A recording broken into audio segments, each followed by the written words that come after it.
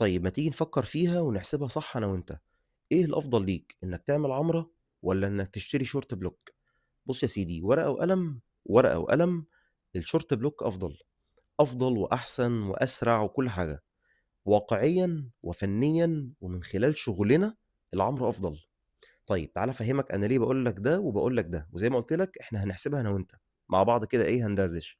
طيب مبدئيًا لازم تكون فاهم إنه الشورت بلوك مش شيء مُقدّس، يعني ما تفكّرش إن أنت بقى لمّا تشتري شورت بلوك فأنا كده ريّحت بقى دماغي واشتريت راحة بالي، بالعكس، ممكن تكون أو قرار شرائك للشورت بلوك هو أول خطوات وجع الدماغ، حرفيًا، يعني أنت ممكن تشتري شورت بلوك بعد شهرين، 3، 5، 6 هوبا الموتور بينقص زيت، أو هوبا ده في صوت، أيًا كان، حاجة هتخلّيك تضطر غصب عنّك إنّك تفتحه.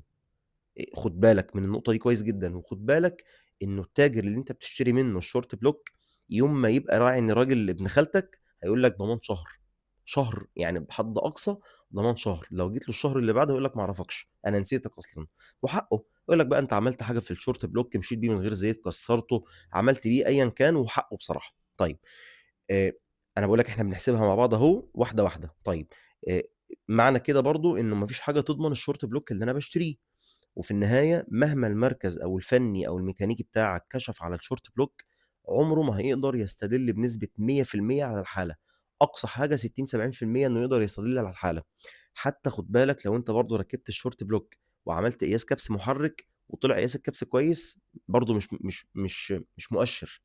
أنا هابقى نايم بالليل وخايف، خايف إن أنا أصحى تاني يوم أسافر بالعربية يحصل حاجة في الشورت بلوك، وده بيحصل مع ناس كتير، تعمل قياس كبس محرك أول ما تشتري الشورت بلوك أو تركّبه ويشتغل، وبعد 3، 4، 5 شهور، سَنة، يحصل فيه مشكلة، تضطر إنها تيجي تبُص تلاقي الناس دي نفسها هياها بتفتح الشورت بلوك اللي هي دفعت فيه فلوس وبتعمّره، الله! طب ما أنا كنت عمّرت الشورت بلوك بتاعي اللي كان راكب في عربيتي.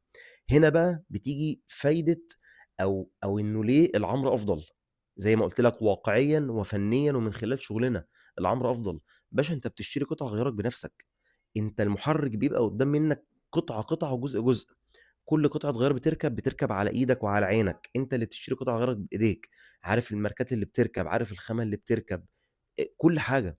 العَمْرة بالنسبة لي أنا كطارق ليها بس يعني شرطين عشان تنجح صح أوي، عايزة قطع غيار أصلية وتحديدًا قطع غيار اللي بتركب داخل المحرك، يعني طقم شامبر، جلد صباب، جونوش، سلندر، الحاجات دي ما تسترخصش فيها، اشتري أغلى حاجة وأنضف حاجة، دي حاجات هتعيش معاك 5، 6، 7 سنين قدّام.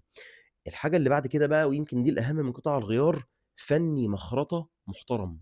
فني مخرطة محترم، وحُط تحت كلمة فني مخرطة محترم دي مليار خط، يعني يمكن العَمْرة المهم فيها الصنايعي المهم فيها المخرطة، مش الميكانيكي اللي هيفُك ويركّب، أصل أي ميكانيكي هيفُك ويركّب، لكن مش أي فني مخرطة هيشتغل في الموتور شغل صح، خصوصًا إن هو بيشتغل في حاجة خلاص هي اتقفل عليها، حاجات مقفولة، مش هتبقى قدّام عينيك مثلًا هتقدر تتابعها، هتشوف حالتها، مش عارف إيه، اتّاكلت، اتعملت، دي حاجات جوّه قلب المحرك خلاص اتقفل عليها وانتهينا. لو الشرطين دول اتحققوا كمخرطة وقطع غيار، ده العمر أفضل 2.000.000.000 مرّة من إنك تشتري شورت بلوك. زي ما قُلت لك أهو أقل ما فيها أنت ضامن كل حاجة جوّه المحرك ركبت، أنا اللي مركبها على إيديّا، أنا اللي عارف أنا مركب إيه، خلاص انتهينا على كده، أنا ضمنت فلوسي. لكن الشورت بلوك أنا ممكن آجي بعد 8، 9، 10 شهور، سنة، ألاقي نفسي بافتحه تاني وباعمّره، هو اللي أنا دافع فيه فلوس، جِبته مثلًا ب30، 40، 50، 60 ألف جنيه، بافتحه تاني عشان أعمّره، طب ما أنا كنت عمّرت الشورت بلوك بتاعي، ده الكلام اللي أنا باقوله لك دلوقتي. بس، فإحنا كده دردشنا مع بعض والقرار في النهاية بتاعك، بس أنا حبيت أقرّب لك المسافات شوية، وما أتمناش أكون طوّلت عليك، سلام عليكم.